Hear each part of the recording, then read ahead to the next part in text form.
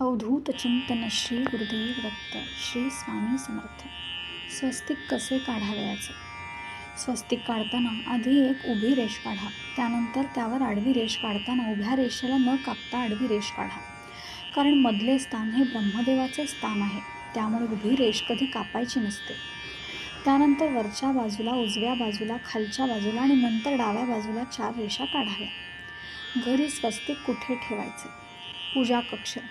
वास्तुशास्त्र या पारंपरिक भारतीय वास्तुशास्त्रानुसार पूजा खोलीच्या ईशान्य कोपऱ्यात स्वस्तिक ठेवणे शुभ मानले जाते. बेडरूममध्ये हे नातेसंबंधाचे सुसंवाद आणि कल्याण वाढवू शकते. घरी तांब्याचे स्वस्तिक कुठे ठेवावे? घरामध्ये तांब्याच्या स्वस्तिकची स्थापना ऊर्जेच्या अधिक सकारात्मक प्रवाहासाठी मुख्य दरवाजावर स्थापित करा. दरवाजाचे स्थान अशुभ असल्यास संरक्षण आणि वास्तू सुधारण्यासाठी हे स्वस्तिक मुख्य दरवाजाच्या वर ठेवा. घरासमोर स्वस्तिक लावणे चांगले आहे का? घराच्या प्रवेशद्वारावर स्वस्तिक लावणे शुभ मानले जाते. यामुळे भाग्य आणि समृद्धी मिळते. स्वस्तिक रोग आणि शोक देखील कमी करते आणि आनंद आणि समृद्धी वाढवते. स्वस्तिक कधी बनवायचे? स्वस्तिक चिन्ह सहसा कोणत्याही धार्मिक विधी सुरू करण्यापूर्वी काढले जाते आणि वास्तुशास्त्रानुसार त्याचे बरेच चांगले परिणाम देखील आहेत. हे नकारात्मक ऊर्जा दूर करण्यास मदत करते आणि घरात शांतता आणते. स्वस्तिकसाठी कोणता धातू चांगला आहे? तांबे स्वस्तिक एक संरक्षण कवच आहे आणि ते तुम्हाला तुमच्या परिसराचे वाईट आणि नकारात्मकतेपासून संरक्षण करण्यास मदत करते. पवित्र चिन्हे फायदेशीर शक्तींना आकर्षित करतात, जे शांती, आनंद, समृद्धी आणि आपले ध्येय साध्य करण्यास मदत करतात. स्वस्तिक पिरॅमिड कुठे ठेवायचा? तर ऊर्जेच्या अधिक सकारात्मक प्रवाहासाठी मुख्य दरवाजावर स्थापित करा. दरवाजाचे स्थान अशुभ असल्यास संरक्षण आणि वास्तू सुधारण्यासाठी हे स्वस्तिक मुख्य दरवाजावर ठेवावे. जेव्हा कोपरा किंवा एल आकाराचा परिसर गहाळ असेल तेव्हा भिंतींवर वास्तुदोष असलेल्या लपवा किंवा दुरुस्त करा. अवधूत चिंतन श्री गुरुदेव दत्त श्री स्वामी. अवधूत चिंतन श्री गुरुदेव दत्त श्री स्वामी समर्थ.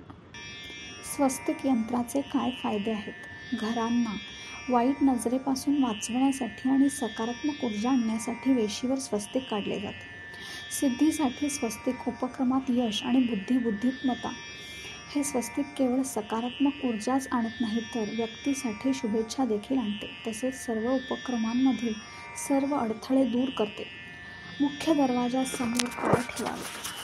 मुख्य दरवाजा वास्तुशास्त्रानुसार घरच्या प्रवेशद्वारामध्ये गणेश किंवा देवी लक्ष्मीची मूर्ती असावी, जी समृद्धी किंवा शुभेच्छा दर्शविते. अन्यथा नकारात्मक ऊर्जा दूर ठेवण्यासाठी तुम्ही त्यावर नारळ किंवा स्वस्तिक असलेले कलश सारखी चिन्हे स्थापित करू शकता. स्वस्तिक कशाचे प्रतीक आहे? हिंदू धर्मात उजवीकडे तोंड असलेल्या चिन्हाला घड्याळाच्या दिशेने स्वस्तिक म्हणतात, जे सूर्य, समृद्धी आणि नशिबाचे प्रतीक आहे. तर डावीकडील चिन्ह घड्याळाच्या उलट स्वस्तिकला संवास्तिक म्हणतात, प्रतीक आहे रात्र किंवा कालीचे तांत्रिक पैलू. स्वस्तिकचा रंग कोणता? स्वस्तिक नेहमी लाल, पिवळा किंवा निळ्या रंगात बनवावे.